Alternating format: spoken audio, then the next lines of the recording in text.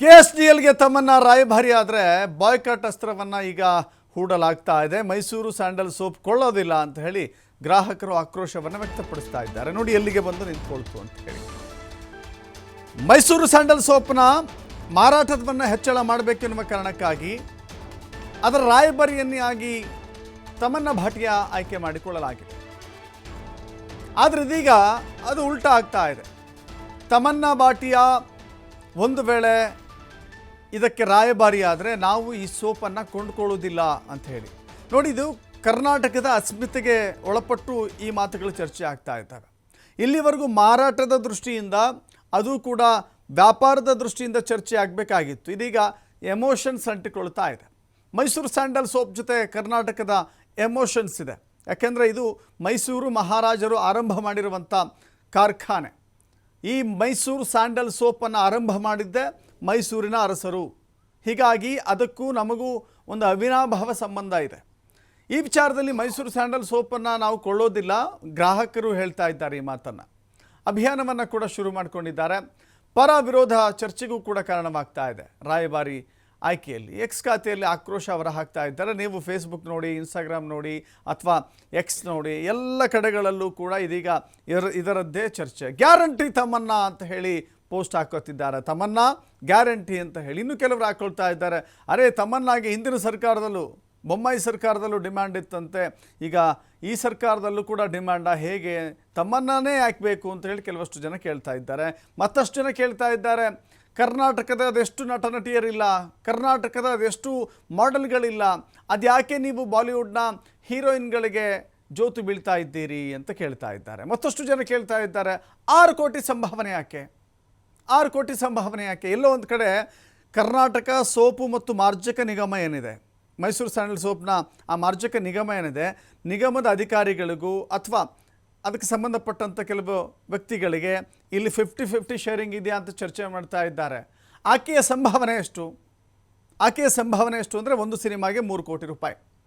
ಇಲ್ಲಿ 6 ಕೋಟಿ ರೂಪಾಯಿ ಕೊಡ್ತಾ ಇದ್ದಾರೆ ಅಂತ ಹೇಳಿದರೆ 50% ಕಮಿಷನ್ ಹೊಡೆಯುವಂಥ ಹುನ್ನಾರ ಇದರಲ್ಲಿ ಅಡಗಿದೆ.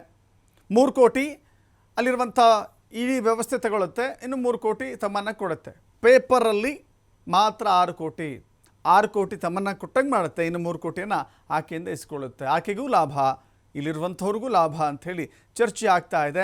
ಈ ವಿಚಾರದಲ್ಲಿ ನೋಡಿ, ಮಾರಾಟವನ್ನು ಹೆಚ್ಚಳ ಮಾಡಬೇಕು, ಅಂತಾರಾಷ್ಟ್ರೀಯ ಮಟ್ಟದಲ್ಲಿ ಟರ್ನೋವರ್ ಜಾಸ್ತಿ ಮಾಡಿಕೊಳ್ಬೇಕು, ಹೀಗಾಗಿ ನಾವು ಆಕೆಯನ್ನು ಆಯ್ಕೆ ಮಾಡ್ಕೊಂಡಿದ್ದೇವೆ ಅಂತ ಹೇಳುವಂಥ ಸರ್ಕಾರ ಇದೀಗ ನಮ್ಮ ರಾಜ್ಯದವರು ಹೇಳ್ತಾ ಇದ್ದಾರೆ, ಒಂದು ವೇಳೆ ಆಕೆ ರಾಯಭಾರಿ ಆದರೆ ನಾವೇ ಕೊಂಡ್ಕೊಳ್ಳೋದಿಲ್ಲ ಅಂತ. ಅಲ್ಲಿಗೆ ಆಲ್ಮೋಸ್ಟ್ ಅದು ಉಲ್ಟಾ ಪಲ್ಟಾ ಆದಂಗೆ ಆಗಲಿಲ್ವ ಲೆಕ್ಕಾಚಾರ? ನೋಡಬೇಕಾಗಿದೆ. ಮತ್ತಷ್ಟು ಮಾಹಿತಿ ನಮ್ಮ ಪ್ರತಿನಿಧಿ ಗಣೇಶ್ ನೀಡ್ತಾರೆ. ಗಣೇಶ, ಗಮನಿಸ್ತಾ ಇದ್ದೀವಿ, ಮೈಸೂರು ಸ್ಯಾಂಡಲ್ ಸೋಪ್ ಅಂತ ಹೇಳಿದ್ರೆ ಕರ್ನಾಟಕದ ಪ್ರಾಡಕ್ಟ್. ಅದು ಹೆಂಗಿದ್ರು ಕೂಡ ಒಂದು ಅಟ್ಯಾಚ್ಮೆಂಟ್ ಇದ್ದೇ ಇರುತ್ತೆ, ಎಮೋಷನಲ್ಸ್ ಅಟ್ಯಾಚ್ಮೆಂಟ್ ಇದ್ದೇ ಇರುತ್ತೆ. ಈ ವಿಚಾರದಲ್ಲಿ ಈಗ ಯಾರೋ ಬೇರೆಯವರು ಬಂದು ರಾಯಭಾರಿ ಆಗ್ತಾರೆ ಅಂತ ಹೇಳಿದ್ರೆ ನಾವ್ಯಾಕೆ? ಅದು 6 ಕೋಟಿ ಕೊಟ್ಟವ್ರನ್ನ ಕರ್ಕೊಂಡು ಬರುವಂಥ ಅವಶ್ಯಕತೆ ಇದೆ ಅಂತ ಒಂದು ಕಡೆ ಚರ್ಚೆ ಆದರೆ, ನಾವು ಈ ಸೋಪನ್ನು ಕೊಂಡ್ಕೊಳ್ಳೋದಿಲ್ಲ ಅಂತ ಹೇಳಿ.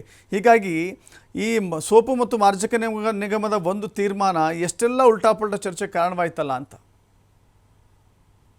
ಮುಖ್ಯವಾಗಿ ಮೈಸೂರು ಸ್ಯಾಂಡಲ್ ಸೋಪ್ಗೆ ರಾಷ್ಟ್ರೀಯ ಅಂತಾರಾಷ್ಟ್ರೀಯ ಮಟ್ಟದಲ್ಲಿ ಸಾಕಷ್ಟು ಮಾನ್ಯತೆ ಇದೆ, ಸಾಕಷ್ಟು ಮಾರ್ಕೆಟ್ ಇದೆ. ಅದೊಂದು ಟ್ರೇಡ್ ಮಾರ್ಕ್ ಕೂಡ ಇರುವಂತದ್ದು. ಯಾಕೆಂದ್ರೆ ಈ ಒಂದು ಸೋಪನ್ನ ಬಳಕೆ ಮಾಡುವಂತ ಒಂದು ಅಥವಾ ಅದರ ಸ್ಮೆಲ್ ಆಗಿರುವಂತದ್ದು ಒಂದು ರೀತಿಯಲ್ಲಿ ಸಾಕಷ್ಟು ಜನರನ್ನ ಆಕರ್ಷಿಸ್ತಾ ಇದೆ. ಹಾಗಾಗಿ ಈಗ ಆ ಒಂದು ಸೋಪ್ಗಳ ಬಳಕೆ ಅಥವಾ ಗ್ರಾಹಕರನ್ನ ಹೆಚ್ಚಿಸಿಕೊಳ್ಳುವಂತಹ ನಿಟ್ಟಿನಲ್ಲಿ KSDL ಅವರು ರಾಷ್ಟ್ರೀಯ ಮಟ್ಟದ ಅಥವಾ ಅಂತಾರಾಷ್ಟ್ರೀಯ ಮಟ್ಟದ ರಾಯಭಾರಿನ ಆಯ್ಕೆ ಮಾಡ್ಲಿಕ್ಕೆ ಮುಂದಾಗಿರುವಂತದ್ದು. ಅದು ಈಗ ಬಾಲಿವುಡ್ ನಟಿ ತಮನ್ನ ಭಾಟಿಯಾ ಅವರನ್ನ 2 ವರ್ಷದವರೆಗೆ ರಾಯಭಾರಿಯನ್ನ ಆಯ್ಕೆ ಮಾಡಿ, ಇದು ಕನ್ನಡಿಗರ ಅಸಮಾಧಾನಕ್ಕೂ ಕೂಡ ಕಾರಣ ಆಗ್ತಾ ಇದೆ. ಇಲ್ಲಿ ಸಾಕಷ್ಟು ನಟ ನಟಿಯರಿದ್ದಾರೆ, ಸಾಕಷ್ಟು ಕಲಾವಿದರಿದ್ದಾರೆ, ರಾಷ್ಟ್ರೀಯ ಅಂತಾರಾಷ್ಟ್ರೀಯ ಮಟ್ಟದಲ್ಲಿ ಕನ್ನಡದಿಂದ ಹೋದಂತಹ ವ್ಯಕ್ತಿಗಳು, ಮಾಡೆಲ್ಸ್ಗಳಿದ್ದಾರೆ. ಅವರನ್ನ ಬಿಟ್ಟು ನೀವು ಯಾಕೆ ಮತ್ತೆ ಹಿಂದಿ ಭಾಷಿಕರನ್ನ ಅದನ್ನು ಕೂಡ ಬಾಲಿವುಡ್ ನಟ ನಟಿಯರನ್ನ ಯಾಕೆ ಮಾನ್ಯತೆ ಕೊಡ್ತೀರ ಅನ್ನೋದು ಕನ್ನಡ ಪರ ಸಂಘಟನೆಗಳ ವಾದ. ಹಾಗೇನೆ ನಾವೀಗ ಈ ಸೋಪನ್ನು ನಾವು ಇನ್ನು ಖರೀದಿನೇ ಮಾಡಲ್ಲ, ಇದನ್ನ ಬೈಕಾಟ್ ಮಾಡ್ತೀವಿ ಅನ್ನೋಂತಹ ಚರ್ಚೆಗಳು ಕೂಡ ಸಾಮಾಜಿಕ ಜಾಲತಾಣದಲ್ಲಿ ಬರ್ತಾ ಇರುವಂತದ್ದು. ಈಗ KSDL ಕಚೇರಿ ಮುಂದೆ ರೂಪೇಶ್ ರಾಜಣ್ಣ ನೇತೃತ್ವದಲ್ಲಿ ಕನ್ನಡ ಪರ ಹೋರಾಟಗಾರರು ಪ್ರತಿಭಟನೆ ಕೂಡ ಮಾಡ್ಲಿಕ್ಕೆ ಮುಂದಾಗ್ತಿರುವಂತದ್ದು. ಇದು ಹೊರತಾಗಿ ಸಚಿವ MB ಪಾಟೀಲ್ ಅವರು ಕೂಡ ಒಂದು ರಿಯಾಕ್ಟ್ ಅನ್ನ ಮಾಡಿದ್ದಾರೆ.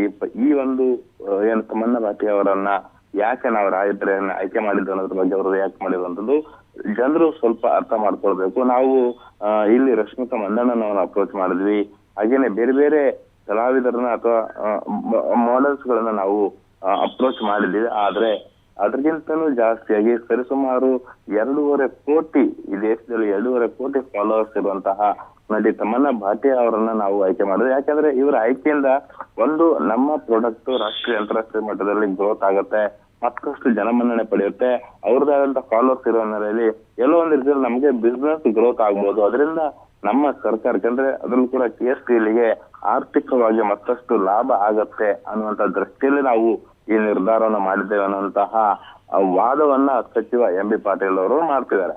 ಆದ್ರೆ ಇದು ಯಾವ ರೀತಿ ಮುಂದೆ ತಲುಪಾಗುತ್ತೆ, ಯಾವ ರೀತಿ ವಿವಾದ ಆಗುತ್ತೆ ಅನ್ನೋದಂದ್ರೆ ನಾವು ಈಗ ತೆಗೆದುಕೊಂಡ ನಿರ್ಧಾರಕ್ಕೆ ಸರ್ಕಾರ ಬದ್ಧ ಇದೆ ಅನ್ನುವಂತ ಸ್ಪಷ್ಟನೆ ಸಚಿವ MB ಪಾಟೀಲ್ ಅವರದ್ದು. ಆದ್ರೆ ಕನ್ನಡಿಗರನ್ನ ಹೊರತಾಗಿ ಅನ್ಯ ಭಾಷಿಗರನ್ನ ಅದರಲ್ಲೂ ಕೂಡ ಬಾಲಿವುಡ್ ನಟ ನಟಿಯರನ್ನ ಈ ಒಂದು ರಾಯಭಾರಿಯನ್ನಾಗಿ ಆಯ್ಕೆ ಮಾಡಿರುವಂತದ್ದನ್ನ ವಿರೋಧಿಸಿ ಕನ್ನಡ ಪರ ಸಂಘಟನೆಗಳು ಹೋರಾಟ ಮಾಡ್ತಿರೋ ಹಿನ್ನೆಲೆಯಲ್ಲಿ ಮುಂದೆ ಇದು ಯಾವ ಹಂತಕ್ಕೆ ತಲುಪುತ್ತೆ ಅನ್ನೋದನ್ನ ಈಗ ಕಾದ್ ನೋಡ್ಬೇಕಾಗಿದೆ. Yes, thank you Ganesh.